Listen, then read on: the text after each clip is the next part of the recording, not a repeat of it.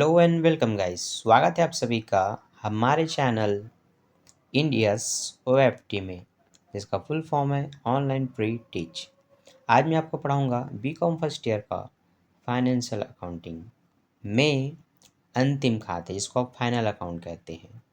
अब अंतिम खाते के जितने भी क्वेश्चन है मैंने बना करके अपलोड कर दिए हैं। उनके अलावा आपके एग्ज़ाम में उदाहरण से भी क्वेश्चन आते हैं, जिसको आप एग्जाम्पल्स कहते हैं। तो जो बच्चे केवल प्रैक्टिकल क्वेश्चन क्रियात्मक प्रश्न बनाते हैं, उदाहरण को बिल्कुल नहीं ध्यान देते, उनको ही लगता है कि बोर्ड एग्जाम में जो क्वेश्चन लास्ट में आया है वो किसी अन्य मतलब बुक से बाहर आया है, सिलेबस से बाहर आया है। तो ऐसा नहीं होता, सिलेबस के अंदर का ही आता है। या तो वो उदाहरण का होगा या तो वो क्रियात्मक प्रश्न का होता है। ठीक है। अब ज़्यादातर बच्चे क्या करते हैं, ये टीचर्स क्या करते हैं, क्रियात्मक प्रश्नों को सॉल्व करवाएंगे। ट्यूशन करेंगे तो ट्यूशन में भी क्रियात्मक प्रश्न सॉल्व करवाए जाते हैं। उदाहरण तो आप देख के समझ जाएंगे बोल के, पर आप क्वेश्चन समझ लेते हैं पर उदाहरण तो देखते नहीं, इसलिए आपसे बनता नहीं। तो आज हम करेंगे उदाहरण नंबर 6। अब उदाहरण नंबर 6, इसके लिए आपके पास एक बुक होना चाहिए। बुक है तो बिल्कुल आप उसको देखिए और समझिए, मेरे साथ साथ मैं समझाते जा रहा हूँ। नहीं तो फिर क्वेश्चन का मैंने स्क्रीनशॉट लेकर के तो आपके सामने रखा है, आप देखते रहिए और समझते रहिए। ठीक। तो हम देख रहे हैं श्री राम 31 मार्च 2019 को, श्री राम का 31 मार्च 2019 को समाप्त होने वाले वर्ष का तलपट नीचे दिया हुआ है। आप 31 मार्च 2019 को व्यापारिक एवं लाभ हानि खाते तथा चिट्ठा तैयार कीजिए। ठीक। हमें यहाँ पर ढूंढना है कि क्या क्या चीज़ें व्यापार खाते में लिखी जाएंगी, वो इसमें कितने हैं, कितने मदे हैं, कितने लाभ हानि के हैं, कितने चिट्ठे के हैं। पर चूँकि सबसे पहले हमें व्यापार खाता बनाना होता है और उसके साथ ही साथ बनता है लाभ हानि खाता, तो मैं तो सबसे पहले देखूंगा व्यापार में क्या क्या आएगा। तो व्यापार में सबसे पहले आता है प्रारंभिक स्कंद, जिसको ओपनिंग स्टॉक भी बोलते हैं, जिसको आप समय के साथ पहचानते हैं। समय में 1 अप्रैल लिखा होता है, तो जब भी 1 अप्रैल या 1 जनवरी दिखे समझ जाइए कि वो शुरुआत का है, प्रारंभिक स्कंद है। तो प्रारंभिक स्कंद दिया हुआ है 32,000 रुपये। इसके बाद इसके नीचे आपको क्रय लिखना होता है, वो भी दिया हुआ है 1,80,000 का। क्रय में वापसी हो तो घटाना पड़ता है, तो आप ढूंढेंगे क्रय वापसी है क्या।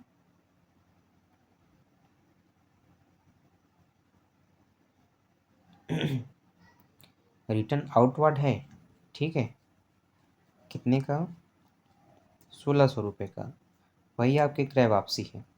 ठीक है। तो 1,80,000 में से इसको आपको घटाना पड़ेगा, तो इसको टिक लगा लीजिए कि जो सेकंड के बाद ये फर्स्ट या सेकंड थर्ड में आपको ये वापसी लिखना है। ठीक। इसके अलावा मजदूरी वगैरह जो होते हैं, आंतरिक भाड़ा होते हैं, जैसे कि ये क्रय पर भाड़ा, ये भी लिखा जाएगा। ठीक। बाकी कुछ नहीं लिखेंगे। अब संयोजन को पढ़ना पड़ेगा, अंतिम स्कंध है कि नहीं, तो अंतिम रहतिया नीचे ही दिया जाता है, तलपट के नीचे वो दिया है 24,000 रुपये। और बाकी तो कुछ है नहीं। अब बाकी जो है वो शायद लाभ हानि खाते के लिए है। हाँ, तो जितने पॉइंट आपको नीले के दिख रहे हैं काउंट कर लेते हैं, 1 2 3 4 5 6 6 मदे आपको लिखना है। और हाँ, एक विक्रय वापसी भी है शायद, उनको उनको करके साथ, और फिर आपका सकल लाभ इसमें निकल जाएगा। तो ध्यान से देखिए, सबसे पहले लिखा गया है प्रारंभिक स्कंद 32,000 रुपये है, जिसको ओपनिंग स्टॉक बोलते हैं। ठीक। तो खाते का प्रारूप है विवरण राशि, जहाँ पर विकलन साइड में आपको सबसे पहले लिखना है प्रारंभिक स्कंद हिंदी में, या फिर opening stock to opening stock 32,000 रुपये जो दिया हुआ है। फिर आप क्रय लिखेंगे 1,80,000, जो नीचे पहले से दिया हुआ है उसी को यहाँ ला करके लिखेंगे। क्रय से, क्रय खाते से, क्रय से टू परचेस 1,80,000, इसमें से जो 1,600 रुपये आप माइनस करेंगे तो लिखेंगे क्रय वापसी, ये सिर्फ वापसी लिख सकते हैं, और 1,600 रुपये को आप घटा देंगे तो 1,78,400 रुपये आएगा। ठीक। उसके बाद क्रय पर भाड़ा आप देख रहे हैं, आंतरिक और क्या है, क्रय पर भाड़ा और आंतरिक वापसी। अच्छा, आंतरिक वापसी मतलब ये होता है विक्रय वापसी, ये इधर घटेगा। विक्रय के साथ। हाँ, तो क्रय पर भाड़ा बस है, एक ही खर्च है, उस क्रय पर भाड़ा को आप लिखेंगे। ठीक, इसके बाद विक्रय लिखेंगे, विक्रय वापसी घटा देंगे, ये इतना आएगा। इसके बाद अंतिम स्कंद।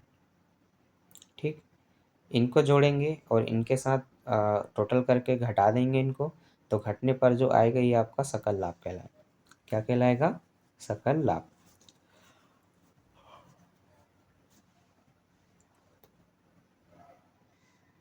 तो याद रखिए, विक्रय में विक्रय वापसी घटता है, जो 1200 आंतरिक भाड़े आंतरिक वापसी करके दिया है।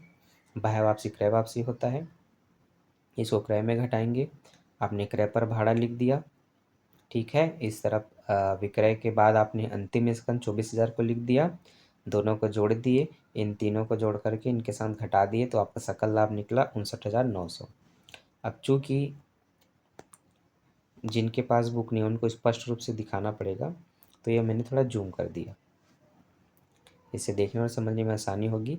प्रारंभिक स्कंद क्रय, क्रय वापसी, क्रय पर भाड़ा, विक्रय, विक्रय वापसी और अंतिम स्कंद, ये सारे आपको प्रश्न में दिए गए थे।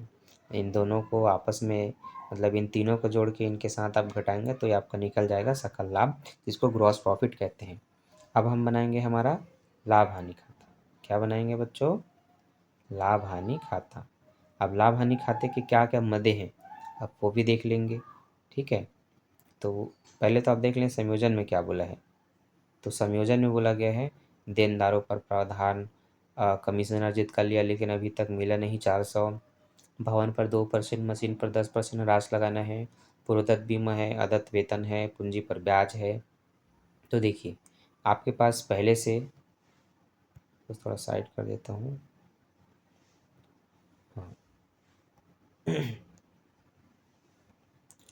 ओहो, ठीक, तो आप देखेंगे भवन है आपके पास 48,000, मशीन है आपका 20,000, और भवन और मशीन पर बोला है भवन पर 2, मशीन पर 10। ठीक, तो भवन कितने का है? भवन है 48,000 का 2%,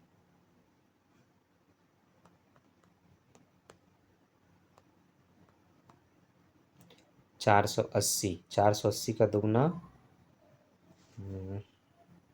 960 होगा शायद। ठीक है, 8 दूनी 16 की 6, हाँ सिलाई 1, 4 दूनी 8 और 1 9, 960। ठीक, तो ये जो है ये भवन पर ह्रास है। अब हम निकाल लेते हैं मशीन पर। मशीन 10%, मशीन है 20,000, 20,000 का 10% बच्चों 2,000 होगा, जिसको आप 20,000 ऐसे लिखेंगे, 10/100 लिखेंगे, एक जीरो से एक जीरो काटेंगे, एक जीरो से एक जीरो काटेंगे, ये 2,000 रुपये बचा, इसको लिखेंगे। ठीक है, समझ में आया आपको? ठीक,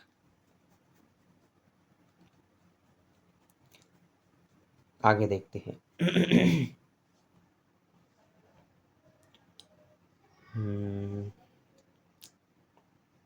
देनदारों पर 5% छूट। ठीक, देनदार है कितने के, अब आपको इसी पन्ने में मिलेगा, ऊपर देखते हैं, तो छोटा ही करना पड़ेगा कुल मिला के।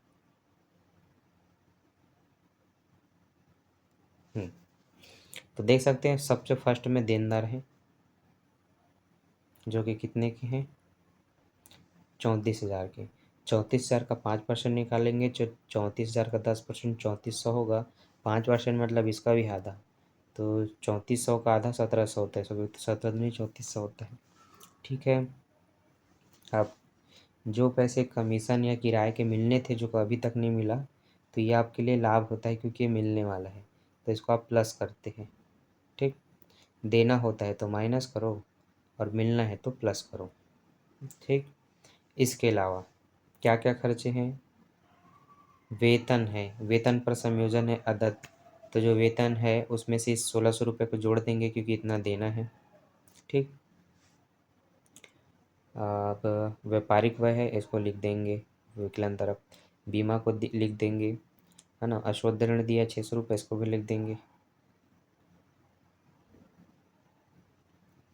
कमीशन समाकलन नहीं है, शायद समाकलन में है, समाकलन में है तो लाभ माना जाता है, विकलन में है तो हानि।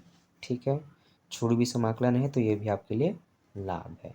ठीक, तो जो बच्चे पहली बार देख रहे हैं उनको धीरे धीरे सिंपल सिंपल तरीके से समझना है, मतलब पेशेंस के साथ देख कर के समझना है।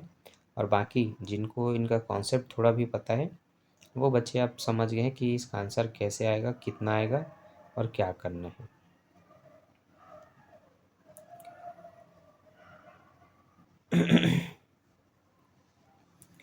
हाँ, तो आप देखेंगे सबसे पहले वेतन को लिखा गया है। ठीक है, वेतन कितने का है? वेतन है 2500 का है शायद, कि 16,400। उसमें से जो अदद होता है इसको प्लस किया जाता है, इसलिए इसको ऐड लिखा गया है और जोड़ा गया है। जोड़ने के बाद ये हो गया 16 और 600 1700 1800 18,000। तो आप देख रहे हैं वेतन में 18,000। ठीक। कर और बीमा, कर और बीमा कितना है भाई? 7,200 है क्या? 3,000 है, 3,000 है। पूर्वदत्त उसमें 300 है, उसको घटाया जाता है तो लेस लिखा गया है। लेस मतलब खा दो, खा दो मतलब काट दो। तो 3,000 में 300 गया 2700। ठीक। अब डूबत ऋण हानि होती है 600 रुपये का जो दिया है, बैड डेबिट 600 रुपये लिख देंगे। ठीक। नया 1700 में बोला हूँ, 3400 का था 1700, उसको भी लिख देंगे। ठीक। और ओल्ड भी दिए, और भी है क्या?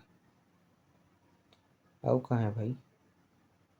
अच्छा, 800 रुपये है क्या? ओ ठीक, 800 रुपये है, इसको इधर काट दिया है। वैसे आप इसको इधर नहीं भी काटेंगे तो ये आयोजन वायोजन जो होता है ना, समाकलन साइड, इसको आप इधर लिख सकते हैं। तो इधर लिखेंगे तो क्या होगा? आखिर इनके साथ वैसे कट नहीं होता है तो कट जाएगा। तो क्या है, कुछ चीज़ों को ना अलग अलग तरह से बना दिया जाता है जिससे आप कन्फ्यूज हो जाते हैं। तो कन्फ्यूज मत होइए। जो अशोध ऋण के लिए आयोजन का प्रावधान समाकलन में दिया जाता है वो आपके लिए लाभ है, तो आप उनको इधर लिख सकते हैं। नहीं तो फिर जितने डूबत ऋण हैं जो पैसा नहीं मिलना, उनके साथ इसको घटा सकते हैं क्योंकि ये मिलने वाला पैसा है। ठीक। क्योंकि इस चीज़ पे बच्चों को कन्फ्यूजन होता है, देनदार, छूट उस पर, प्रावधान, संदिग्ध ऋण, क्या करें भाई? तो लास्ट लास्ट के जितने भी क्वेश्चन हैं जो मैंने बनाया है ना वीडियोस, एक बार ध्यान से देखो सबको। ठीक है। शुरुआत के जल्दीबाजी में बने थे, पर लास्ट के जितने भी क्वेश्चन हैं बहुत पेशेंस के साथ, धैर्य के साथ एक एक ठो आपको मैंने बताया, समझाया था। ज़्यादा बड़ा भी नहीं है, 30 मिनट के अंदर का है, आप देखेंगे तो आपको समझ में आ जाएगा। ठीक है। हाँ, आगे बढ़ते हैं।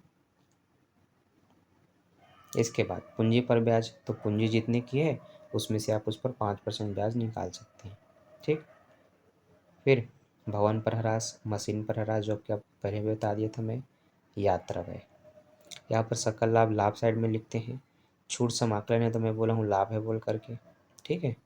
और कमीशन के जो मिलना है, तो ये जो कमीशन है और ये जो कमीशन है दोनों को जोड़ देंगे, 1900 आ गया। इन तीनों को जोड़ेंगे, टोटल करेंगे और इतने को जोड़ करके इनके साथ घटा देंगे। जो आएगा वो आपका ये शुद्ध लाभ कहलाएगा। क्या कहलाएगा? शुद्ध लाभ। ठीक। तो अब तक आपने व्यापार खाता, लाभ हानि खाता समझा। जिस पर अगर कोई भी डाउट है तो आप अभी की वीडियो देखते हुए कमेंट कर सकते हैं, क्योंकि इसके बाद का जो इस पे वीडियो आएगा अगले क्वेश्चन पे, उसमें आपके इस डाउट को हम क्लियर कर देंगे। ठीक। अब हम समझने जा रहे हैं हमारा बैलेंस शीट। अब बैलेंस शीट कैसे बनेगा तो वो आप नीचे देख रहे हैं। अब इसको मैं थोड़ा बड़ा कर देता हूँ।